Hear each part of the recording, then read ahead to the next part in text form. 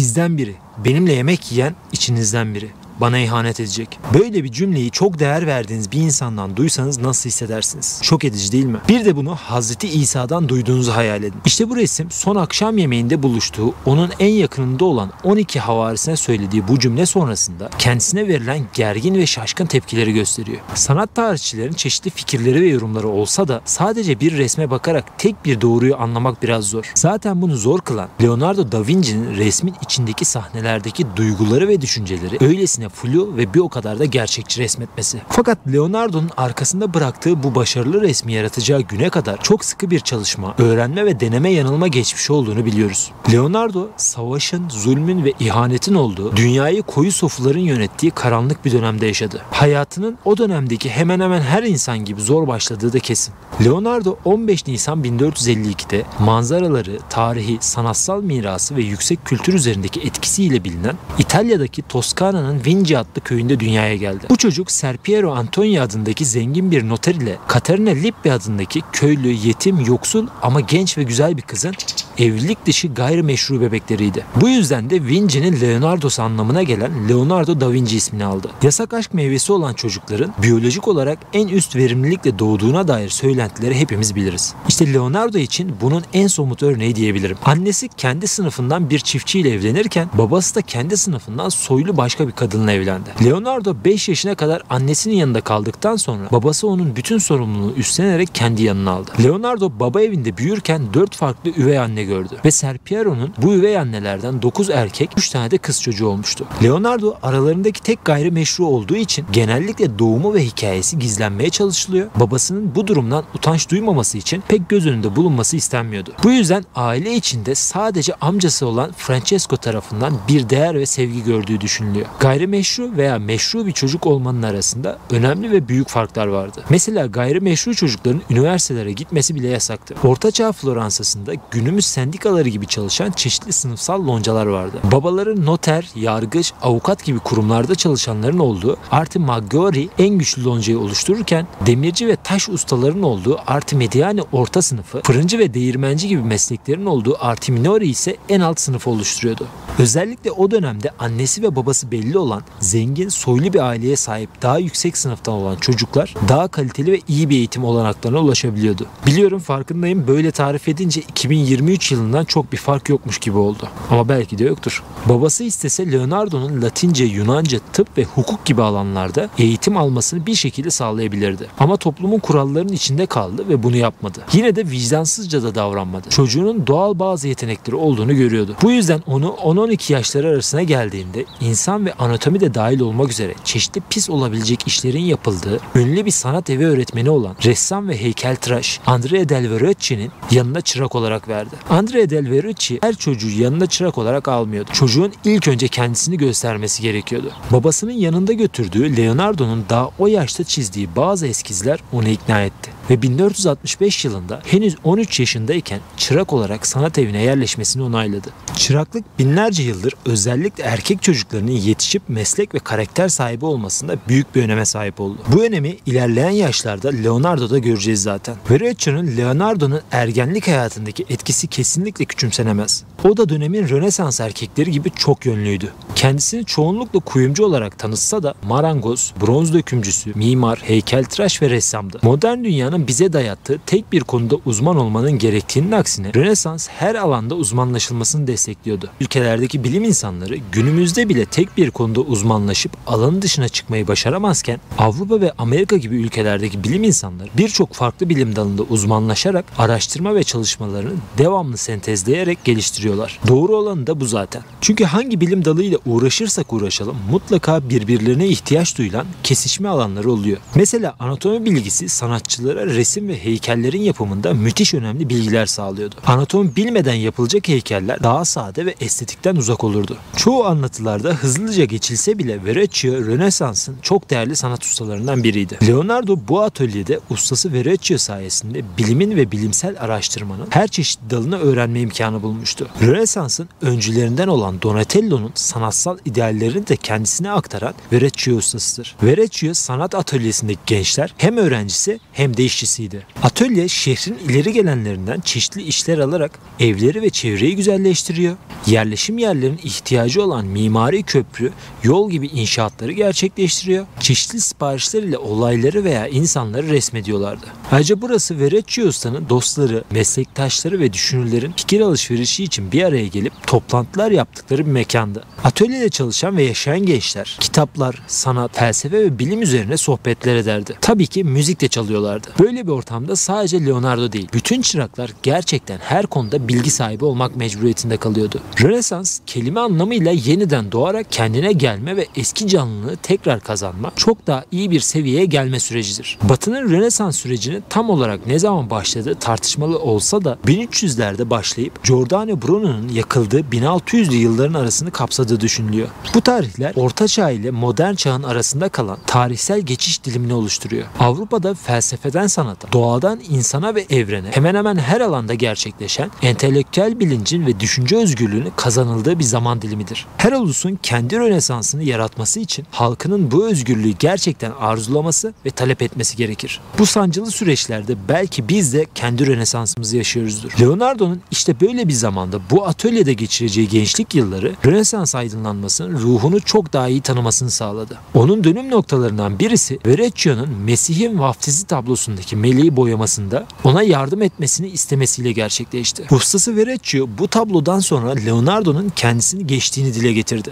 Bu tablonun çizimi sonrası Leonardo artık çalışan değil, kısmen ortağı olmuştu ve istediği zaman gitmekte veya başka işlerle ilgilenmekte özgürdü. Daha henüz 20'li yaşlarındaydı ama kendi başarıları ve yeteneği sayesinde Floransa Ressamlar Loncası'na resmi olarak kabul edilmişti. Bu ona artık bağımsız olarak da çalışma ve kendini geliştirme imkanı tanıdı. Leonardo bütün doğa olaylarının ve canlıların birbirine bağlı olduğunu çok erken yaşta fark etmişti. Ama yine de insanların ruhunun neyden yapıldığını ve nasıl göründüğünü de çok merak ediyordu. Sırf bu yüzden halka açık yapılan idamlar öncesinde kalabalıklar arasındaki yerini alıyor, idam edilecek insanların son saniyelerindeki yüz ifadelerini ve korkularını inceleyerek resmediyordu. Ölüm öncesinde görülen yoğun korku ifadesinin ölüm sonrasında pürüzsüz ve duygusuz bir hal aldığını dikkatle izlemişti. Bu idam sahnelerinde hissettikleri insan ruhunun başının içinde yer aldığını düşünmesine neden oldu. Leonardo'nun bilim insanı karakterini burada çok daha net görmeye başlıyoruz. Bir teori veya fikir ürettiğinde ona saplantılı bir şekilde inanmayı değil, deney ve gözlem yolu ile onu test etmeyi seçmesi çok onurlu ve aynı zamanda pis bir işti. Çünkü bunu kanıtlamanın tek yolu ölü bedenler ve cesetler üzerinde incelemeler yapmaktan geçiyordu. Fakat bugün olduğu gibi o zamanlarda ruhun 40 gün boyunca ölünün bedeninde kaldığına inanılıyordu. 40 günü çıkmadan bir ölüyü incelemek onun ruhunun sonsuza kadar dünyada kalmasına neden olabilirdi. Ama Leonardo dogmalara hiç inanmaz, hurafeleri de keskin bir şekilde küçümserdi. Yine de dönemin şartlarını ve kilisenin yasaklarını düşünecek olursak ölü insan bedenlerini parçalamak Leonardo için kara büyüyle uğraştığı düşünülerek sonu idamla bitebilecek kadar büyük riskleri kendinde barındırıyordu. O zamanın şartlarını bir kenara bırakalım. Bugün bile hangi sanatçı kafasına göre ölü bir bedeni inceleyebilir ya da resim yapmak için mezarlıklardan ya da morglardan ölü çalabilir? Ya da sadece böyle bir şeye girse toplum ve kanunlar onu nasıl yargılar? Ve bu olayı manşetlerde nasıl okuruz? Belgesellerde, devlet kurumlarında ve derslerde örnek gösterilen dahilerin geçmişine bakarak takdir ettiğimiz birçok davranışı şimdi bile yapmamız mümkün değilken onların çağın zorbalığına rağmen kutsal kanunlara uymamaya cesaret edebilmesi işte gerçekten övgüyü hak eden davranış bence bu.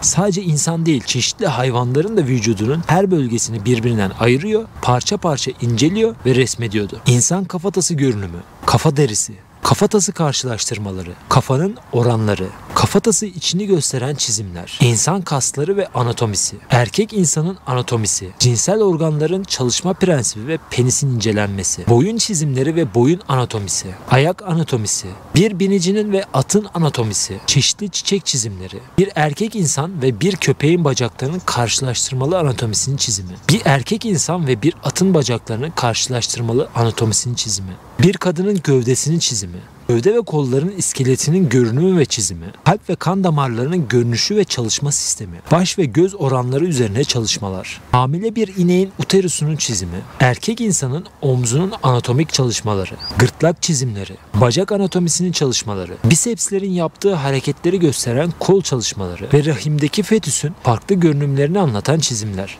Beyni incelerken Leonardo insan gözlerini de inceledi ve hatta ileri giderek gözlerimizin ruhun aynası olduğunu da iddia etti. Bilim böyledir. Her çalışma ve araştırma mutlak başarıyı getirmez. Fakat başka bilgilerin kapısını aralar. Bu gözlemleri sayesinde gözlerin o zamanlar inanıldığı gibi ışık yaydığını değil, tam tersi ışığı ve bilgiyi topladığını keşfetti. Görsel perspektif sayesinde nesnelerin uzaklaştıkça flu, yaklaştıkça netleştiğini fark etti. Sfumato adındaki bu teknik daha sonraki yıllarda tablolarında göreceğimiz ve onun adını tarihe yazdıracak belki de en önemli keşiflerinden birisiydi. Başta Mona Lisa olmak üzere Cecilia Gallerani, The Madonna of the Carnation, The Virgin and Child, St. John the Baptist, The Virgin of the Rocks, The Baptist of Christ, Portrait of Ginevra Bansi, La Belle Ferronieri, Salvador Mundi, Portrait of a Musician, Madonna with a Flower, Madonna with the Yarn Winder ve Madonna and the Child gibi pek çok eserinde sfumato tekniğini uyguladığını ve aslında hepsinin biraz da olsa Mona Lisa'nın yüzünü ve dudaklarını andırdığını görebiliriz.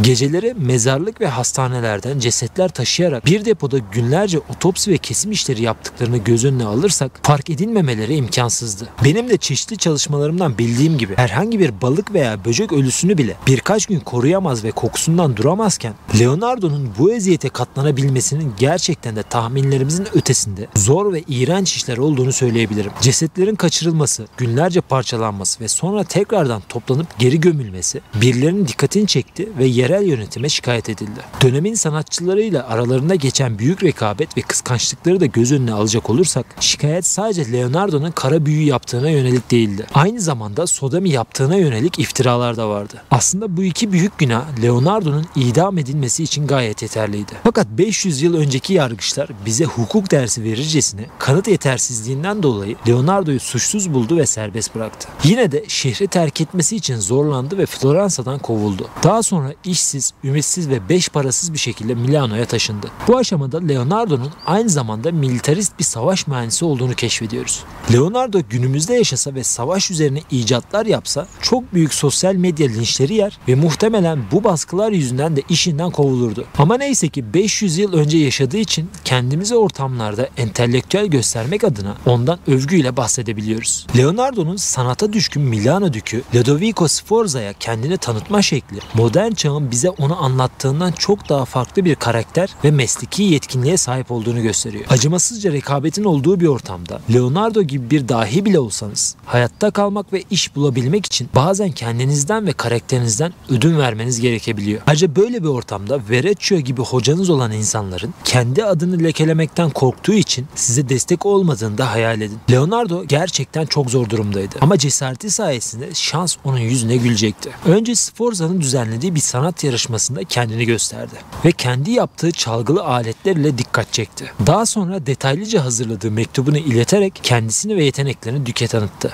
Leonardo, Milano dükünün neye ihtiyacı olduğunu biliyordu. Toplumun ihtiyaçları ve savunması öncelikteydi. Bu yüzden de mektubunun ilk paragraflarında her şeyden önce kendisini mühendis, mimar, teknisyen, savaş makineleri, köprü yapım, metal döküm ustası olarak tanıtırken son paragrafta kendisinden aynı zamanda heykeltıraş ve ressam diye bahseder. Sforza kendisinden bu denli yetenekli bahseden bu gence çok inanmasa da kesinlikle bir şans vermek istedi ve kendisini kanıtlaması için kalesine davet etti. Leonardo ilk defa tank diyebileceğimiz savaş makinesi örneklerini burada gösteriyor. Askerleri ve düzenli orduları paramparça edecek atlara bağlı tırpanlı savaş araçları, suyun altında ilerleyerek gemileri batırabilecek denizaltı araçları, şehrin üzerinden saldırılar yapabilecek uçan helikopter benzeri araçlar, kale kuşatma ve saldırı araçları, bir topçu eğitim ve imalat okulu, insan üzerine takılabilen, uçabilen kanatlar, nehirler üzerindeki kilit ve köprülerin çizimleri. Bazıları Leonardo'nun kendi icatlarıydı. Bazıları ise geçmişten gelen, zaten daha önceden keşfedilen ama kusurları olan icatlardı. Leonardo bu kusurları gidermiş, onları daha da geliştirmişti. Lodovico Sforza bu genç adamdan ve çalışmalarından öyle etkilendi ki dükalığın bütün mühendislerini onun emrine vererek 1483 yılından itibaren resmi olarak Milano dükalığı için savaş mühendisi olarak çalışmasını istedi. Leonardo'dan asıl istenen barış ve savaş zamanlarında bir mühendis olarak çalışmasıydı. Sürekli eserlerini yarım bırakma alışkanlığı olan Leonardo'ya bu çalışma ortamı bilimsel ve sanatsal çalışmalarına daha fazla odaklanma fırsatı tanıdı. Sforza, Leonardo'yu test etmek için metresi olan Cecilia Galeriani'nin portresini yapmasını istedi. Leonardo başlarda çizim yapacağı salonun bütün duvarlarını siyaha boyayarak herkesi sinirlendirdi. Fakat bu sayede ihtiyacı olan ışıklandırmayı yakaladı ve tablo bittiğinde herkesi kendisine bir kez daha hayran bıraktı. Francesco Sforza 1499 yılında Fransızlara karşı bir birliğe katıldı ve 12. Louis tarafından bozguna uğratıldı. Sforza'nın hapsedilmesiyle birlikte Leonardo ve arkadaşı Luca Pacioli papalığa kaçarak sığındılar. Leonardo'nun bu dönemde Osmanlı İmparatorluğu'na sığınmak amacıyla Haliç üzerine bir köprü projesi hazırladığını biliyoruz. Projesini ilk defa 3 Temmuz 1502 yılında Osmanlı Sultanı II. Beyazıt'a yazdığı bir mektupla açıkladı. Bu projeye bir köprü, gemilerdeki suyu tahliye edecek bir su çarkı ve bir de yel değirmeni dahil etmişti. Ama yine de Osmanlı Sultanı'nın dikkatini çekmedi ve kabul görmedi. Daha sonra bulunan eskiz çizimleri sayesinde 500 yıl sonra 2001 yılında Norveçli bir mimar Oslo'da bu köprüyü inşa edecekti. O da mecbur başka seçenekler aradı. Ve bu esnada Papa 6. Alexander'ın hevesli oğlu Valentinianus Dükü Cesare Borgia 1502 yılında Leonardo'yu işe aldı. Leonardo'ya ilk görev olarak yeni ele geçirdikleri Bologna yakınlarında Imola şehrinin bir haritasını çıkarmasını emretti. Kale, karizmatik genç komutan için önemli bir fetih yeriydi. Bu yüzden şehrin kontrolünü sağlamak için coğrafyasını ve önemli yerlerini bilmek istiyordu. Leonardo'nun Imola haritası yeryüzünü daha gerçekçi ve günümüz haritalarına benzer biçimde yansıtarak dönemin sembolik haritalarından çok daha kullanışlı bir harita çizmişti. Günümüz haritacıları Imola haritasının 500 yıl sonra bile şehirde dolaşmak isteyenlere güzel bir navigasyon sağlayabileceğini düşünüyor. Bu yaş aralığı artık Leonardo'nun en verimli ve detaylı çalışmaya başladığı zamanları bize gösteriyor. Leonardo'nun bu dönemde çeşitli fosilleri ve hayvan kemiklerini inceleyerek onlar üzerine çalıştığını biliyoruz. Bu fosillerin geçmişte yaşayan hayvanlar olduğu yorumu ile rasyonel fikirler yürüten ilk bilim insanıdır diyebiliriz. Özellikle dağlarda bulduğu deniz kabuklarının bir zamanlar deniz dibinde yaşayan ve bu tepelerin yükselmesiyle buralarda ölen canlılar olduğunu düşünüyordu. İskeletlere gerçekten meraklıydı. Hatta öyle ki topladığı farklı hayvan kemiklerini birleştirerek yeni bir hayvan üretmeyi bile hayal etmişti. İnsan ve hayvan anatomisini çok ciddiye alıyor, detaylandırarak çizimlerde çok fazla zaman harcıyordu. Bir Rönesans sanatçısı olarak tablo ve heykellerini detaylandırmak için anatomik hesapları asla göz ardı etmiyordu. Leonardo'nun günümüz entelektüellerinden daha rasyonel ve batıl inançlardan uzak olduğunu detaylı anatomi çalışmaları ve yanına yazdığı notlardan anlıyoruz. Kendisinden 500 yıl sonra bile cinselliğin ayıp, günah veya komik algılandığı düşünülürse, cinsel birleşmeye ve bir penise bir bilim insanı gözüyle bakıp incelemek ve detaylı resmetmek çok büyük bir başarı. Leonardo ayrıca insanların evrim sürecinde kaybettiği için geriye kalan kuyruk sokumu kemiğinin 5 omurunu da tam ve detaylı olarak gösteren ilk kişi olma unvanına sahiptir. Bunu bulduğu kimsesiz ve evsiz ölülerin kadavraların değerlendirmesine borçludur. Özellikle 1507 yılında 100 yaşını aşmış bir ihtiyarın cesedi üzerinde çok detaylı bir şekilde çalışma imkanı yakalaması onu anatomi konusunda çok geliştirdi. Leonardo bu ihtiyarın vücudundaki damarların tıkandığını fark etmiş ve 2 yaşındaki bir çocuğun vücuduyla kıyasladıktan sonra ihtiyarın içindeki her şeyin çocuğunkinin tam tersi olduğunu gördüm diye not almıştı. İnsan vücudu ve damarları hakkında yazmış olduğu başka bir notta sadece damarların nasıl çalıştığını anlayabilmek için 10 farklı insan cesedini açıp incelediğinden de bahseder. Daha sonra 1513 yılında Niccolo Machiavelli'nin de beğendiği Giuliano de Medici'nin himayesine girdi. Bir süre Roma'da yaşadıktan sonra Vatikan'a davet edildi. Sonra sanata çok önem veren 1. Francis,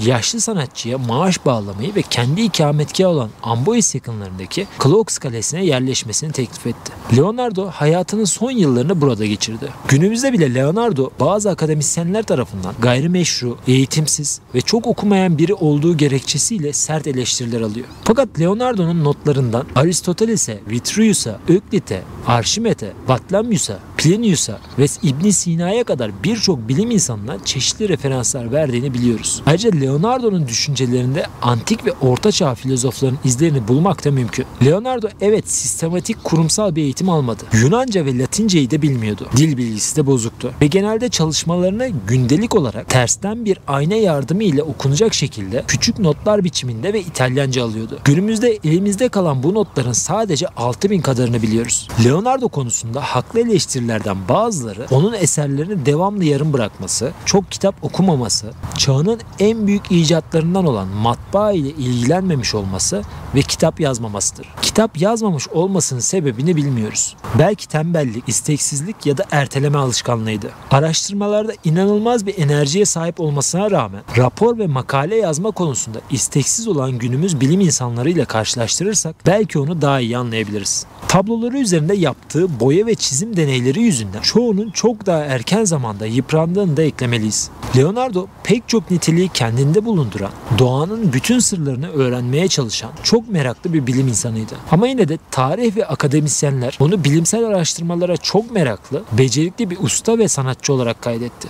Leonardo 2 Mayıs 1519 yılında öldüğünde vasiyeti gereği 18.000 levha tutan bu notları yardımcısı ve öğrencisi Francesco Melzi'ye bıraktı. Melzi de bunları kendisi ölene kadar sakladı ve korudu. O da vasiyet ile bütün bu eserleri kendi yeğeni olan Orazio'ya bıraktı. Fakat notlar ve eserler Orazio'dan sonra dağılmaya ve kaybolmaya başladı. 18.000 nottan geriye günümüze 6.000 kadarı kaldı. Heykeltıraş Pompeo Leoni bu notların bazılarını toparladı, düzenledi ve toplamda 10 cilt tutacak bir kitap haline getirdi. Bu kitapların bir kısmı İngiltere'ye giderken bir kısmı Milano'daki Ambrosiano kütüphanesinde toplandı. Fransızların 1796'da yaptığı saldırılar sonrası bu kitaplar yağmalanarak Paris'e götürüldü. 1815 yılında bazıları Milano'ya geri getirilse de artık geri kalanlar ya kayboldu ya da İngiltere ve Fransa'daki koleksiyonerlerin eline geçti. Örneğin Leonardo'nun astronomi, jeoloji, hidroloji ve arkeolojiye ait olan bazı notlarının günümüzde Bill Gates'in elinde olduğu biliniyor. 2016 yılında Fransa'da Leonardo'nun kaybolan ve günümüzde 15 milyon euro değeri olan bir çalışması bulundu. Üzerinde eskiz çalışması yapıldığı görülen eserde Aziz Sebastian'ın Michelangelo Dağı'nda ağaca elleri arkadan bağlı bir tasviri bulunuyor. Sayfanın arkasında ise mekanik ve mimari başka çizimler var. 2020 yılında yayınlanan bir makalede ise